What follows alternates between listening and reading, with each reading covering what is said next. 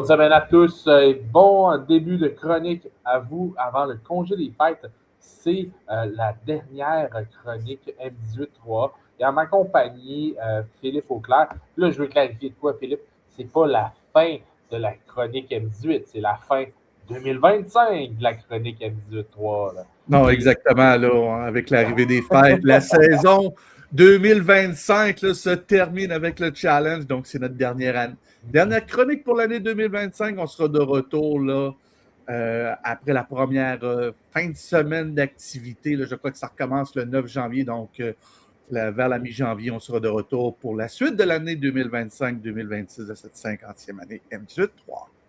Donc, de retour et je parle aussi cette semaine, on fait un retour tout aussi fracassant sur la semaine d'activité au Challenge M18-3. Philippe, on a eu des surprises, des déceptions. Je veux que tu nous en parles. Écoute, je crois que tu as pu voir ça de long en large. Donc, tu as été nos yeux sur place. On t'écoute. Non, exactement. La 19e édition du Challenge CCM qui avait lieu là, du côté de Châteauguay en fin de semaine pour la 3e année. C'est la dernière année là, que ça avait lieu à Châteauguay. Là. Donc, on a eu un autre beau tournoi, là, d'excellentes parties là, tout au long de la semaine.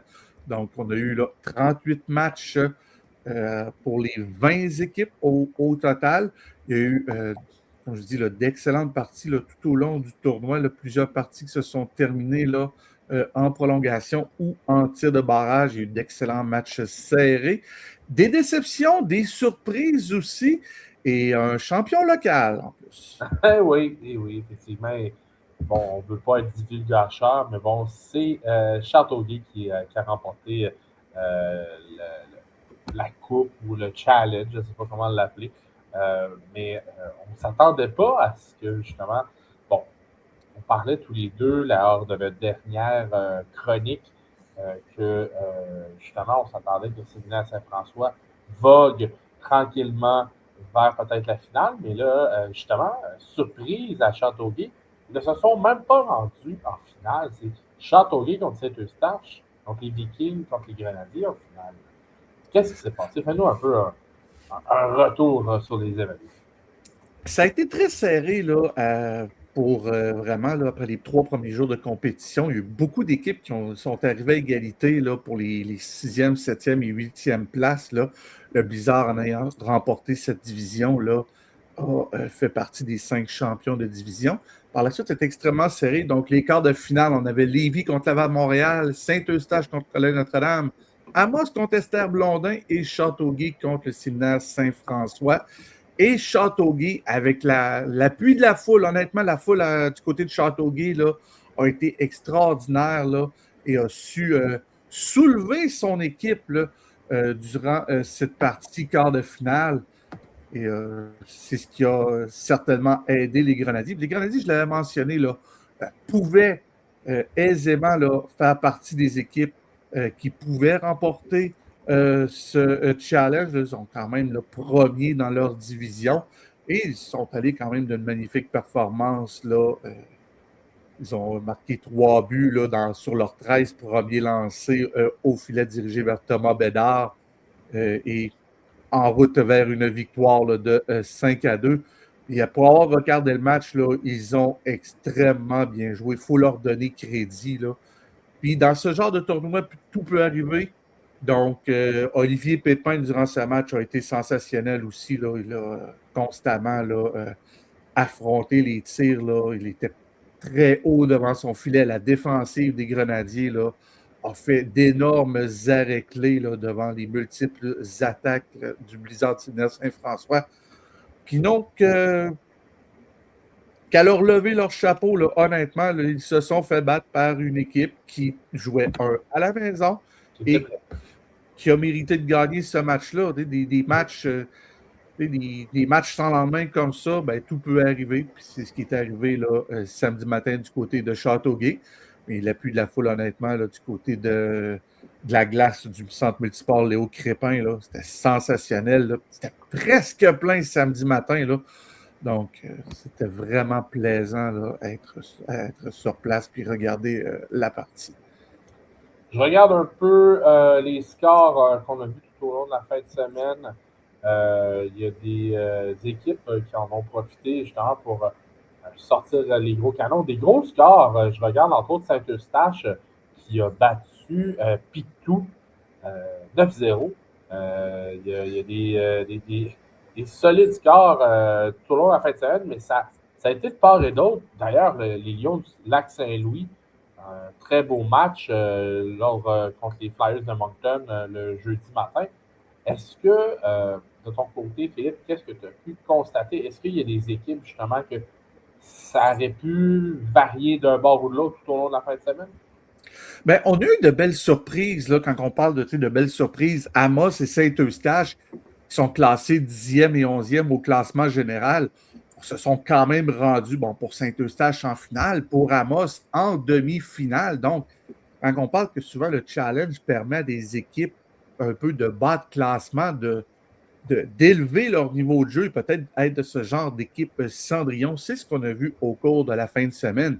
Les Lions ont quand même continué là, leur belle séquence, là, eux qui commencent tranquillement à remonter la pente après un début de saison difficile. Donc, on a vu au cours de la fin de semaine là, qui allait peut-être, sans devenir une force de la division, va quand même donner du fil à retordre là, aux équipes lors de la deuxième moitié de saison. Donc, quand je dis le bon, Amos qui a battu le collège Esther Blondin, qui était quand même une très bonne équipe de cette division, là, ils ont quand même sorti pour se rendre là, en demi-finale. Malheureusement, ils ont manqué d'énergie là, face à Châteauguay samedi soir. Saint-Eustache qui ont battu les champions défendants des Chevaliers de Lévis. Chevaliers de Lévis qui ne participaient pas à une finale du challenge la première fois en 8 ans, si je ne me trompe pas, 8-9 ans. Donc, c'était quand même là, un bel exploit là, samedi soir pour du côté des Vikings. Bon, dimanche matin, là, les Forestiers étaient complètement exténués. Là. Malheureusement, là, les Chevaliers ont passé le rouleau compresseur sur le club de l'Abitibi, mais quand même un très beau parcours là, pour les Forestiers d'Amos. Donc, les Chevaliers de Lévis mettent la main sur la médaille de bronze. Et les Grenadiers de Châteauguay deviennent la première équipe depuis 2012 à remporter le challenge CCM à la maison. La dernière équipe qui l'avait fait, ça avait été le Blizzard de Saint-François en 2012, alors que le tournoi était disputé du côté de l'ancienne Lorette. Question pour toi maintenant qu'on a parlé des honneurs d'équipe. Je veux parler un peu plus d'individuel au courant de la fin de semaine. Est-ce qu'il y a des joueurs, Philippe, qui ont brillé?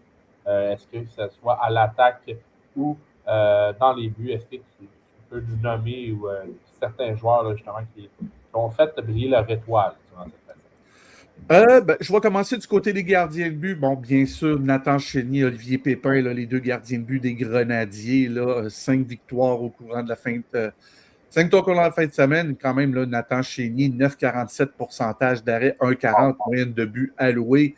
Le duo de gardiens des Chevaliers, Zachary Lénès, Nathan Gagnon, là, 9,71, 9,39, 0,73 Zachary Lénès, moyenne de but alloué.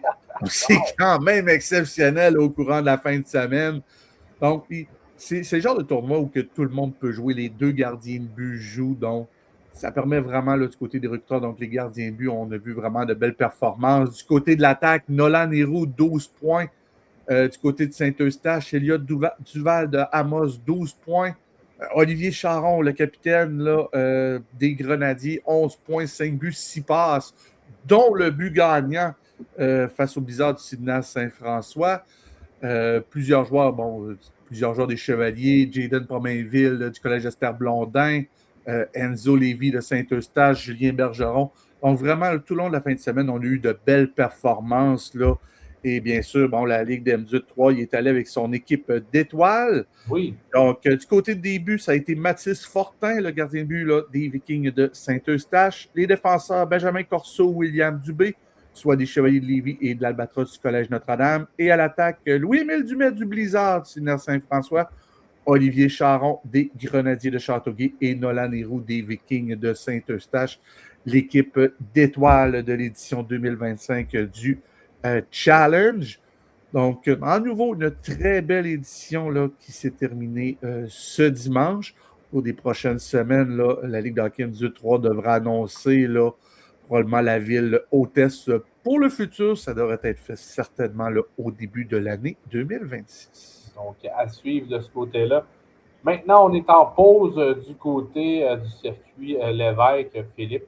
Pour les prochaines semaines, les jeunes hommes vont se concentrer aux études, mais certains d'entre eux auront un cadeau en dessous de leur sapin puisqu'ils devraient avoir certains rappels pour la période des fêtes.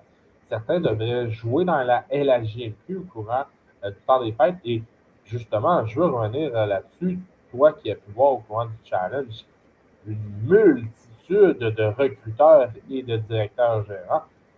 Est-ce que, de ton côté, tu crois qu'il va y avoir de belles surprises? Parce qu'il y a des jeunes hommes qui passaient en entrevue carrément, mais certains d'entre eux aussi se méritaient un rappel. Est-ce que les jeunes qu'on devrait voir au cours des prochains jours, prochaines semaines? Ah, tu sais, il ne faudrait pas être surpris, exemple, qu'Olivier Charon soit rappelé pour quelques matchs. C'est sûr qu'il y aura toujours des rappels pendant le temps des fêtes, on le voit.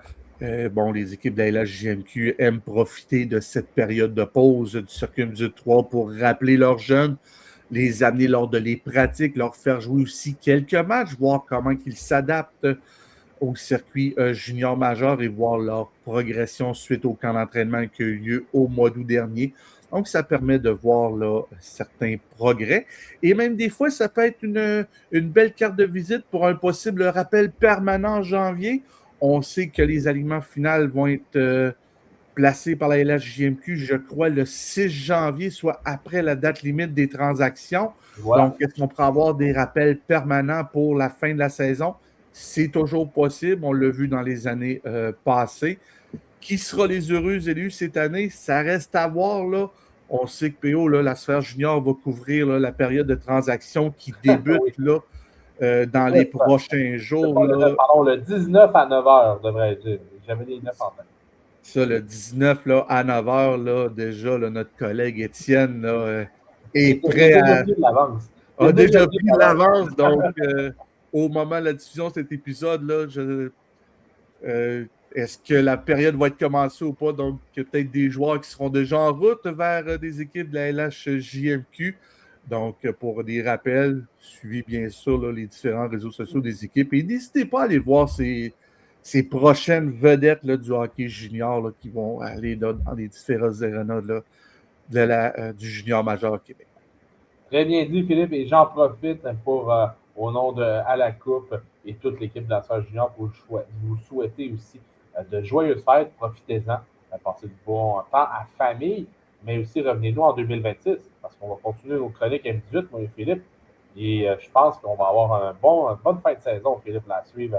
Est-ce que le séminaire Saint-François va rester premier? Est-ce que, justement, ils peuvent se faire détrôner? Je pense de ton côté, tu vas avoir beaucoup de stock pour nous en 2026 dans l'M18. C'est sûr que, bon, 2026, la grande question, bon, tu l'as mentionné, est-ce que le Blizzard va rester invaincu en saison régulière? Est-ce qu'ils vont être rattrapés?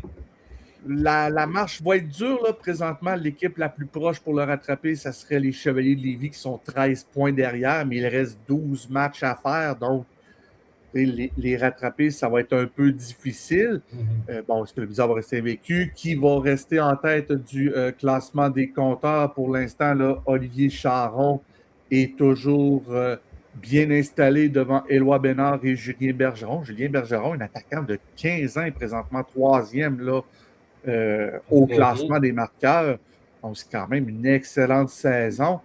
On va aussi vous préparer là, quelques joueurs. On l'a déjà fait dans le passé, mais on va le faire en 2026 en préparation du repêchage de la LHJMQ qui aura lieu côté d'Halifax. Donc, on va essayer tranquillement de vous présenter un petit peu plus de joueurs de 15 ans qui seront disponibles. Et bien sûr, quand on pense à ça, il reste à peu près 2 mois d'activité, les séries au début mars. Et bien sûr, le trophée de la Coupe Jimmy Ferré qui aura lieu au début d'avril en préparation de la Coupe TELUS à Peterborough à la fin avril.